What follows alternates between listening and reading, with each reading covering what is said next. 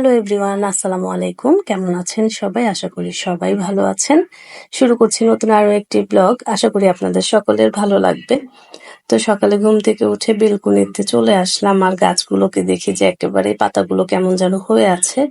তো পানি নিয়ে এসেছি বা গাছগুলোকে একটু পানি দেব। আর এই গাছটাতে একটু বেশিই পানি লাগে, অল্প পানি যদি একদিন একটু অল্প পানি পড়ে তাহলে কিন্তু গাছ আবার নুয়ে যায়। সে কারণে এই গাছটাতে অন্যান্য গাছের তুলনায় একটু বেশি করে পানি দিতে হয়। আর গাছটাও অনেক বড় হয়েছে মাশাআল্লাহ। আর এখন ঘরে চলে এসেছি আর ঘরের কাজেও লেগে পড়েছি। তো এখন তো সবার ঈদের ছুটি চলছে, সবাই বাসায়। সেই কারণে সকালবেলায় ঘুম থেকে উঠতে হয়, কারণ সকালে সবার নাস্তা তৈরি করারও একটা ঝামেলা আছে। তো আজকে ভাবছি সকাল সকালে ঘরের কাজগুলো সেরে ফেলি। আর কেন জানি না আজকে খুব সকালে ঘুম ভেঙে গিয়েছে, কিন্তু ছুটির দিনে কিন্তু আমি এত সকালে ঘুম থেকে উঠি না, একটু দেরি করে উঠি। তো আজকে সকালেই ঘুম ভেঙে গিয়েছে, তো ভাবলাম যে ঘরের কাজগুলো আগে সেরে নেই। আর ওর বাবা ঘুম থেকে উঠে গিয়েছে, জায়ানও উঠেছে, কিন্তু ও এখন একটু দুষ্টুমি করছে। আমি যখন বিছানা ঝাড়ি তো আমি চেষ্টা করি ওরা স্কুলে থাকতে থাকতে কাজগুলো সেরে ফেলতে। তো এখন তো ওদের ছুটি, তো এখন আমার সাথে একটু দুষ্টুমি করছে। ও কিন্তু ঘুমায়নি, তারপরেও এরকম করে আছে, আমাকে বিছানাটা ছাড়তে দেবে না। এটাই হচ্ছে ওর সমস্যা। তো এই তো সবকিছু ম্যানেজ করতে হয় একা হাতে, বাচ্চাদেরকে সবকিছু, ঘরের কাজ, তারপরে বাচ্চাদের রান্না বান্না সবকিছু একা হাতেই ম্যানেজ করে করতে হয়। আর আমি কি করি, ঘুম থেকে উঠেই বিছানা পাটি সবকিছু উঠিয়ে ফেলি বা গুছিয়ে রাখার চেষ্টা করি। কেন জানি না ঘর এলোমেলো থাকলে মাথা একেবারেই কাজ করে না, একেবারে মনে হয় যে এইগুলো তো আমাকেই করতে হবে।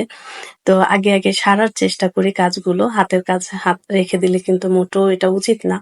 আর এই তো বিছানাটা ঝেড়ে নিলাম আর এখন ঘরের বাকি ফার্নিচার গুলোও মুছে নিচ্ছি। আর ওর বাবাও ঘুম থেকে উঠে আহ কি বলে, দোকানে গিয়েছে রুটি আনতে। তো আজকে নাস্তা হিসেবে আমি বাহির থেকে রুটি নিয়ে আসতে বলেছি। তো ওর বাবা চলে গিয়েছে, ভাবলাম যে ওর বাবা আসতে আসতে ঘরের এই কাজগুলো করে ফেলি। তো আসলে আবার নতুন করে অন্য কাজও আমার করতে হবে, সে কারণে আগে ঘরটাকে একটু গুছিয়ে নিই। আর ঘর গুছানো না থাকলে আমার মোটেও ভালো লাগে না। আসলে একটা হাউসওয়াইফ মানে কিন্তু সংসারটাকে পরিপাটি করে রাখতে হবে। তো ঘরের কাজ তো আমাদেরই করতে হয়।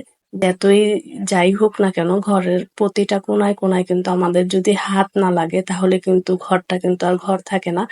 তো চেষ্টা করি সবসময় ঘরের প্রতিটা কোনায় কোনায় নিজেকে, নিজের হাতের স্পর্শ লাগাতে বা পরিষ্কার করে রাখা। এটাই হচ্ছে আমাদের কাজ, মেন কাজ। যেহেতু বাহিরে কোনো কাজ করি না, ঘরেই সারাদিন থাকি। আর এটা আমি আসলে খুব প্রাউড ফিল করি মাঝে মাঝে যে ঘরে থেকে ঘরটাকে গুছিয়ে রাখাটাও কিন্তু অনেক বড় একটা দায়িত্বের মধ্যে পড়ে।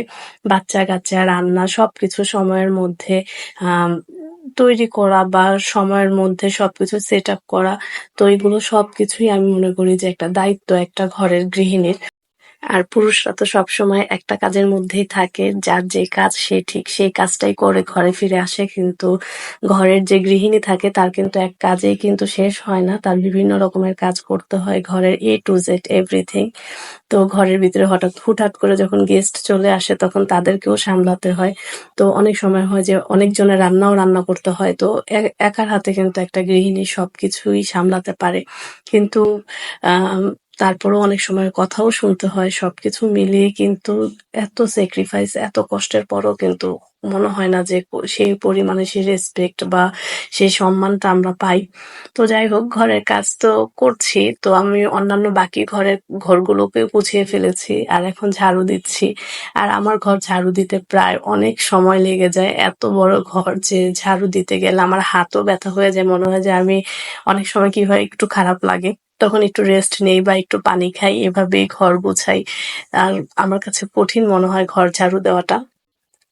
তো ঘরটাকেও ঝাড়ু দিয়ে দিয়েছি, প্রায় আধা ঘন্টার উপরে সময় লেগে গিয়েছে আমার ঘর ঝাড়ু দিতে দিতে।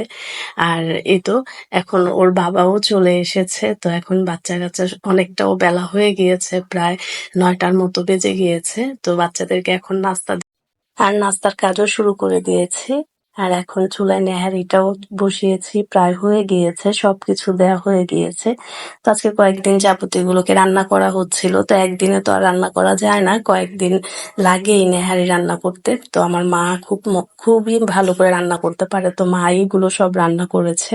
তো আমি মাঝে মাঝে একটু গরম করেছি বা একটু নেড়ে চেড়ে দিয়েছি, এতটুকুই। আর এইসব রান্না আসলেও আমি পারি না। এগুলো বিশেষ করে মায়েরাই পারে। আর মায়ের হাতের কিন্তু এগুলোর স্বাদই অন্যরকম হয়। তো আমার কিন্তু আজকে নেহারিটা পুরোপুরি হয়ে গিয়েছে। তো এখন খাবে সবাই, সেই কারণে ভালোভাবে গরম করে নিয়েছি।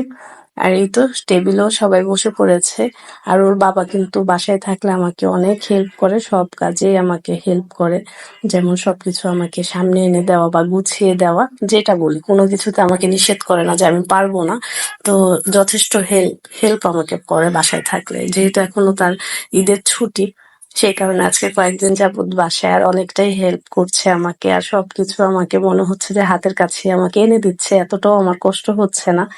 আর সকালবেলা যেহেতু আজকে এই নেহারি খাবে বলে সেই সে বাজারে গিয়ে সব দোকানপাট তো বন্ধ। কোরবানির ঈদ আসলে কিন্তু সব দোকানপাট বন্ধ হয়ে যায়। তো অনেক দূর থেকে সে কি বলে তুন্দুল রুটি নিয়ে এসেছে। তো তুন্দুল রুটি ছাড়া নাকি মোটেও ভালো লাগবে না।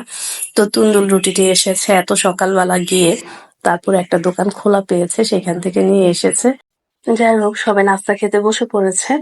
আর যে পরিমাণে গরম, গরমে কিন্তু কোনো কিছু খেয়েও মজা পাওয়া যায় না। যতই ভাবি না কেন অনেক খাবো, কিন্তু আসলে গরমের জন্য কিন্তু অল্প খেলেই মনে হয় যে অস্থিরতা শুরু হয়ে যায়। তো এত গরমে যে কেউই অসুস্থ হয়ে যেতে পারে, বাচ্চারা তো আরো বেশি। তো আমরা বড়রাই নিজেকে সামলাতে পারি না, তার উপরে আবার ঘরের কাজে রান্না বান্না তো থাকেই সারাক্ষণই। রান্নাঘরে যেতে হয়, রান্নাঘরে কিছু না কিছু তৈরি করতে হয়। তো সব মিলে মনে হচ্ছে যে গরমে পাগল হয়ে যাচ্ছি। আর এই তো সবাই খেয়ে দিয়ে চলে গিয়েছে, এখন আবার নতুন করে আরেকটা কাজ শুরু হয়ে গিয়েছে। তো একের পর এক সংসারের কাজ থাকে, একটার পর একটা সারাদিন, একেবারে রাত অবধি। তো সব কাজ তো আর দেখানো যায় না, অনেক সময় অফ ক্যামেরাতেও করে ফেলি। আর বাচ্চারা খেয়ে সবাই চলে গিয়েছে, এখন এগুলো সবকিছু পরিষ্কার করব। তো সকালে কিন্তু অলরেডি ঘুম থেকে উঠে একবার রান্নাঘরের বাসি কাজগুলো সেরেছি, এখন আবার করে ফেলতে হবে। আর নাস্তা খাওয়ার পর তো টেবিল একেবারেই নোংরা হয়ে গিয়েছে, এখন আবার টেবিলটাকেও মুছে ফেলছি। তো এখন আবার রান্নাঘরে যেতে হবে। তো রান্নাঘরে যা যা জমেছে এগুলো সবকিছু ধুয়ে পরিষ্কার করতে হবে। আর এই দিনে কিন্তু প্রচুর পরিমাণে মাছির উত্তাপ বেড়ে যায়। তো যতই পরিষ্কার করি না কেন মাছি আসবেই। তো মাছির জন্য সবকিছু পরিষ্কার করে রাখতে হয়, ফেলে রাখা যায় না। আর এই তো এখন আবার রান্নাঘরে সবকিছু ধুয়ে রাখবো। তো কোরবানির ঈদ আসলে কিন্তু আমার জন্য ভীষণ একটা মনে হয় যে একটা সমস্যা হচ্ছে যে তেল চর্বি একেবারে ধুয়ে রাখতেই হবে। তো আমি কি করি, সবকিছু যখন যেটা খাই সেটা সাথে সাথে ধুয়ে রাখি, না হয় আবার তেলে হয়ে যায় সবকিছু। যেহেতু সবাই আমরা আহ কোরবানির ঈদে যেহেতু মাংসটা একটু বেশি খাওয়া পড়ে, সেই কারণে সবকিছু ধুয়ে রাখতে হয়। আর এই তো প্লেট বাটি সবকিছু আমি যতবার খাই বা বাচ্চারা যাই খায় না কেন সারাক্ষণে তো কিছু না কিছু খায়, বাচ্চারা তো সবকিছু একেবারে ধুয়ে রাখি, সাথে সাথেই ধুয়ে রাখি, ফেলে রাখি না। না হয় আবার মাছিও আবার রান্নাঘরে মাছিতে ভরে যাবে, তারপরে আবার সব একটার থেকে আরেকটা নোংরা হবে। তো সবকিছু সাথে সাথে ধুয়ে রাখলে আর তত একটা জমে না।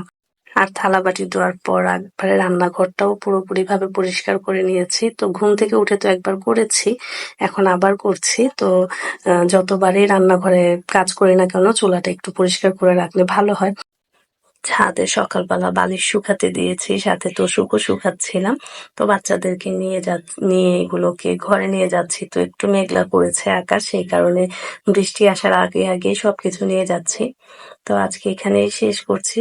দেখা হবে নতুন আরো একটি ব্লগে। ধন্যবাদ সবাইকে, ভালো থাকবেন সবাই, আল্লাহ হাফেজ।